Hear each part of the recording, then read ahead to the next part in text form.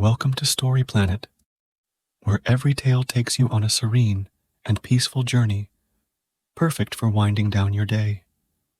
Here, we explore quiet moments, gentle adventures, and stories that soothe the soul. Tonight's story is The Clock of Quiet Moments. Relax, get comfortable, and let your mind drift as we begin this tranquil journey together. Once, there was a family who had left behind their quiet country life in search of a brighter future in the city.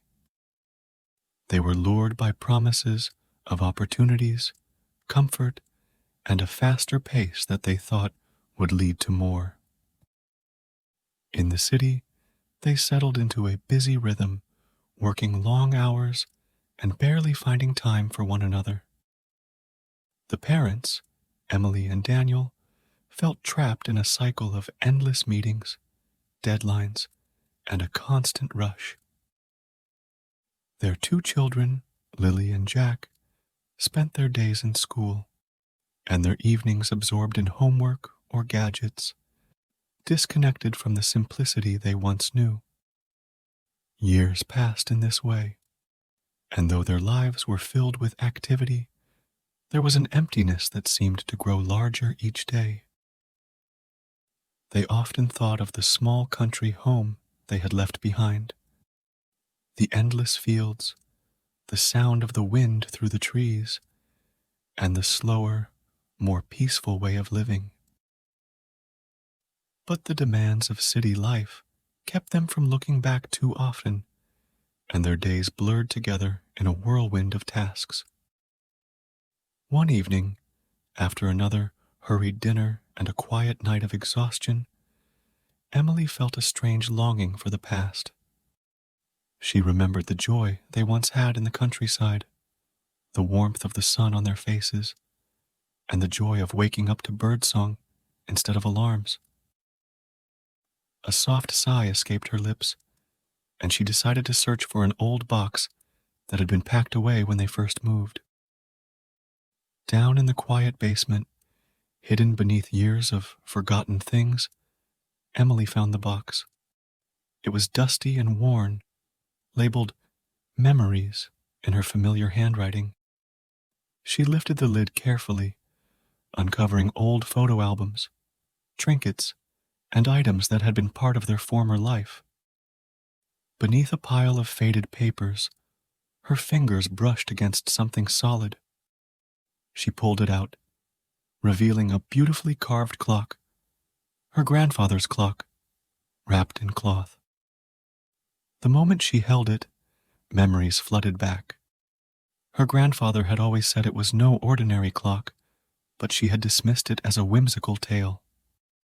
Still, as she turned it in her hands, something felt different about this old timepiece. The inscription on the back gleamed softly in the dim light. To go forward, sometimes you must go back. Daniel came down to join her, his curiosity piqued. He looked at the clock in her hands and smiled. "I remember that," he said softly, sitting beside her on the old wooden floor. "Your grandfather said it had the power to change time, didn't he?" Emily smiled, brushing her hand over the smooth surface. "He did. I always thought it was just a story." But something in her felt compelled to try. She turned the hands backward, watching as the clock ticked in reverse. And then, in an instant, the room around them shimmered, as if time itself was being rewound. When the shimmer faded, the family found themselves standing in the open air, beneath a sky painted with the soft colors of twilight. Their old country home stood before them, just as it had been when they left. The field stretched out in every direction, the gentle breeze carrying the scent of wildflowers and freshly tilled earth. The distant sound of a stream bubbling along its course reached their ears, and for the first time in years, there was no rush, only peace. Lily and Jack ran through the fields, their laughter mingling with the evening air. Emily and Daniel stood together, taking in the sight of their old life restored. It was as if the clock had given them a second chance, a way to rewrite the path they had taken. This is what we needed, Daniel said quietly, his voice filled with wonder. A life where time moves at its own pace, where we don't have to chase after it. And so, they stayed. The family decided not to return to the city, but instead to rebuild their lives in the countryside. They planted a small garden, tended to the land, and set up a traditional business, a small, homegrown shop where they sold fresh produce, handmade goods, and crafts from the farm. It wasn't a grand business, but it was enough. They didn't need more than what the land in their hands could provide.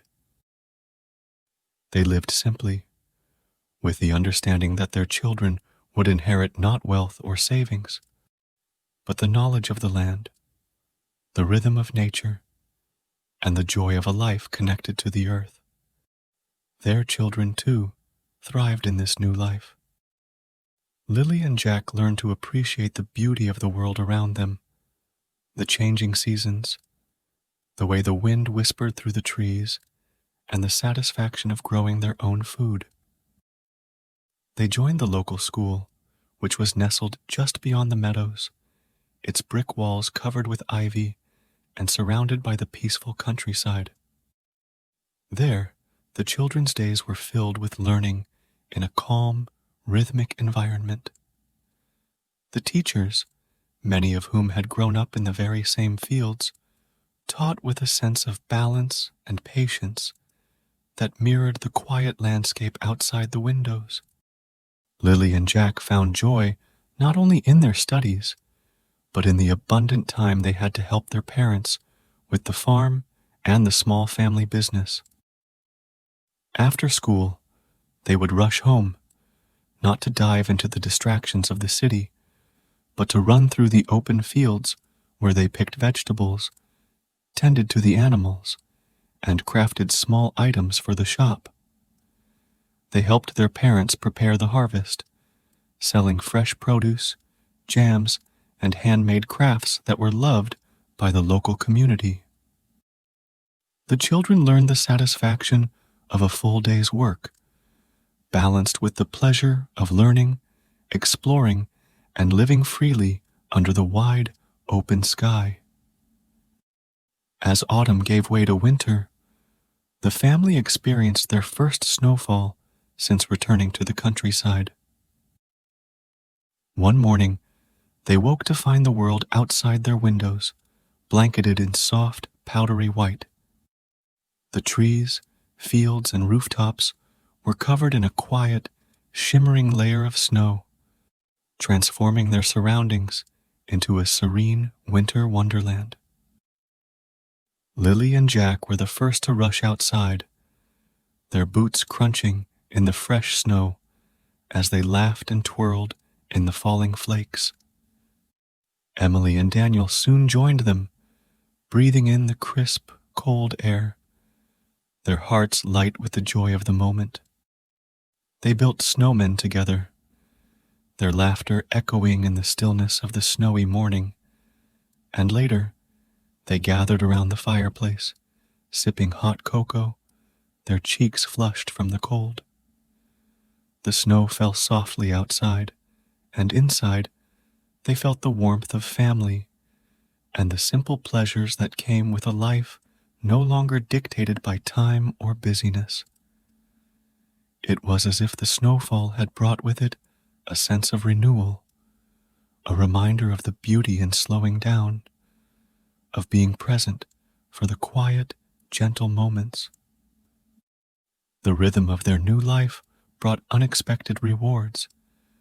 Lily and Jack had not only learned about hard work and nature's gifts, but they also grew closer as a family. Each evening after dinner, they would gather outside under the stars, their faces lit by the warm glow of the lantern that hung by the porch.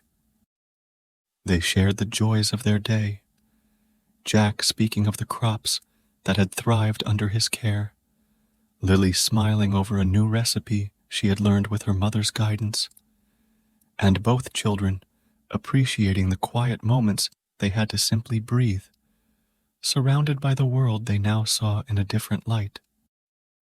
In the evenings, when the sun dipped low and painted the horizon in hues of gold and lavender, the family would gather around the table for a slow, quiet meal. They shared stories of their day, talked of the simple joys of living close to the earth, and dreamed of the future, not in terms of wealth or city comforts, but in the simple promise that the land would always provide if they cared for it. They understood that their farm, their small business, and their connection to nature would one day take care of their children as they had taken care of it. There was no need to save for an uncertain future, for they lived in the certainty that the rhythm of the land, the cycles of nature, and the love they poured into their work would be enough. As the years passed, the family grew into their peaceful life. Emily's garden blossomed with flowers and vegetables. Daniel's hands became strong and steady from working the land, and Lily and Jack continued to grow, their hearts full of the calm and beauty that surrounded them. Their days flowed like a quiet river, full of purpose, but never hurried, full of moments that others in the city might overlook. A soft breeze, a bird's song at dawn, the first green shoots of spring pushing through the soil, or the soft hush of falling snow. Together, they had found a life where every day was enough, where the present was full and rich, and where the future would take care of itself. And on the quietest nights, when the world seemed to hold its breath, the family would look up at the vast, starlit sky, feeling the peacefulness of time moving gently around them. Emily would glance at the clock that now sat on the mantel, its hands ticking softly in the background. It had become more than a reminder of their past. It was now a quiet witness to the life they had reclaimed, a life steeped in stillness, warmth, and endless beauty. As you listen to this story, perhaps you're also wondering if you might find your own time travel clock, one that could help you step away from the rush of life and rediscover peace and simplicity. If you know someone who might enjoy a tale like this, consider sharing it with family and friends who love stories of calm and quiet moments. And if you'd like to journey through more relaxing stories like this one, subscribe to Travel with Us on the Story Planet, where every day brings a new adventure. Take care, have a peaceful night, and may your dreams be filled with calm and serenity.